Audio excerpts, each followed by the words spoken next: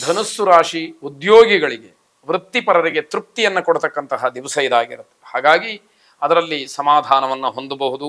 ಹವ್ಯಾಸಿ ಕಲಾವಿದರಿಗೆ ಉತ್ತಮವಾದಂತಹ ಅವಕಾಶ ಇದೆ. ಯಾರು ಕಲೆಯನ್ನ ಹವ್ಯಾಸವಾಗಿ ಏನೋ ನನ್ನ ಹಾಬಿ ಅಂತ ಹೇಳಿ ಇಟ್ಕೊಂಡಿರ್ತಾರೆ, ಅವರಿಗೆ ಉತ್ತಮವಾದಂತಹ ಅವಕಾಶಗಳು, ವೇದಿಕೆಗಳು ಸಿಗ್ತಕ್ಕಂತಹ ಒಂದು ಯೋಗ. ವ್ಯವಹಾರ ಒಪ್ಪಂದಗಳು, ಸ್ನೇಹಿತರ ಜೊತೆ ಉದ್ಯೋಗವನ್ನು ಪ್ರಾರಂಭ ಮಾಡಲಿಕ್ಕೆ, ಪಾರ್ಟ್ನರ್ಶಿಪ್ಪಲ್ಲಿ ಏನಾದ್ರು ಮಾಡಲಿಕ್ಕೆ ಉತ್ತಮವಾದಂತಹ ದಿವಸ. ಸರಿಯಾದಂತಹ ಆಯ್ಕೆ ಮಾತ್ರ ನಿಮ್ಮದಾಗಿರಬೇಕು.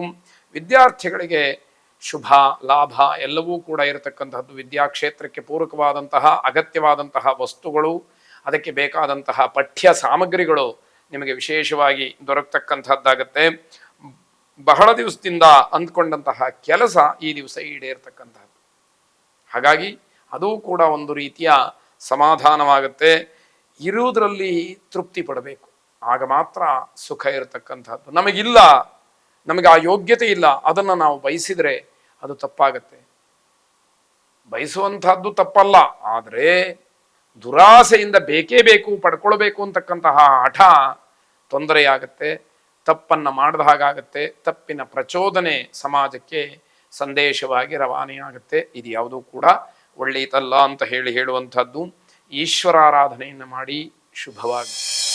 ಮಕರ ರಾಶಿ, ಬೆಲೆ ಬಾಳತಕ್ಕಂತಹ ಪದಾರ್ಥವನ್ನು ಖರೀದಿ ಮಾಡ್ತೀರಿ, ಆದರೂ ಕೂಡ ಸಮಾಧಾನ ಇಲ್ಲ. ಆ ವಸ್ತುವಿನಲ್ಲಿ ಏನೋ ನ್ಯೂನ್ಯತೆ ಇರುತ್ತೆ, ಅಸಮಾಧಾನವಾಗ್ತಕ್ಕಂಥದ್ದು. ಅದು ನಿಮಗೆ ತೃಪ್ತಿಯನ್ನು ಕೊಡುವುದಿಲ್ಲ.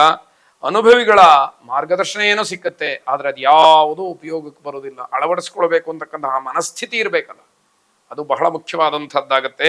ಕುಟುಂಬದಲ್ಲಿ ತುಂಬ ಖುಷಿ ಇರುತ್ತೆ, ನೀವು ಮಾತ್ರ ಯೋಚನೆಯಲ್ಲಿ ಇರ್ತೀರಿ.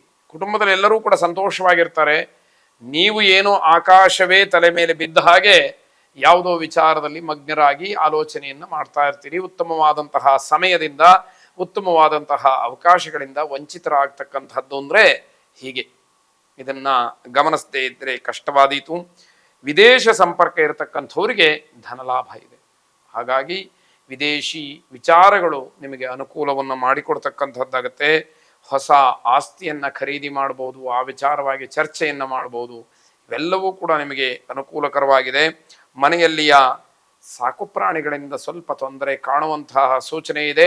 ಎಚ್ಚರಿಕೆಯಿಂದ ಇದ್ದರೆ ಒಳ್ಳೆಯದಾಗುವಂಥದ್ದು. ಮಹಾಲಕ್ಷ್ಮಿಯನ್ನ ಅರ್ಚನೆ ಮಾಡಿ ಶುಭವಾಗಿ.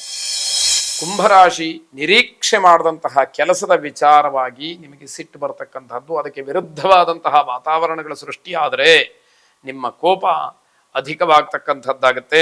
ನಿಮ್ಮ ಆಸೆಗಳು ಯಾವುದೂ ಕೂಡ ಈ ದಿವಸ ಈಡೇರುವುದಿಲ್ಲ, ಎಲ್ಲ ವಿಫಲವಾಗುತ್ತೆ. ಅದು ಕೂಡ ಬೇಸರವಾಗ್ತಕ್ಕಂಥದ್ದು. ಸರ್ಕಾರಿ ನೌಕರರಿಗೆ ಸಿಹಿ ಸುದ್ದಿ, ಏನೋ ಒಂದು ರೀತಿಯ ಸಮಾಧಾನಕರವಾದಂತಹ ವಿಚಾರ. ವಿದೇಶದಲ್ಲಿ ಹೆಚ್ಚಿನ ಅಭ್ಯಾಸ ಮಾಡಬೇಕು ಅಂತ ಹೇಳಿ ಅಂದುಕೊಂಡಿರೋರಿಗೆ ಏನೋ ಒಂದು ರೀತಿಯ ಅನುಕೂಲ, ಸಮಾಧಾನಕರವಾದಂತಹ ಎಲ್ಲ ಬೆಳವಣಿಗೆಗಳು ಆಗುವಂತಹ ರೀತಿ ವಿಶೇಷವಾಗಿದೆ.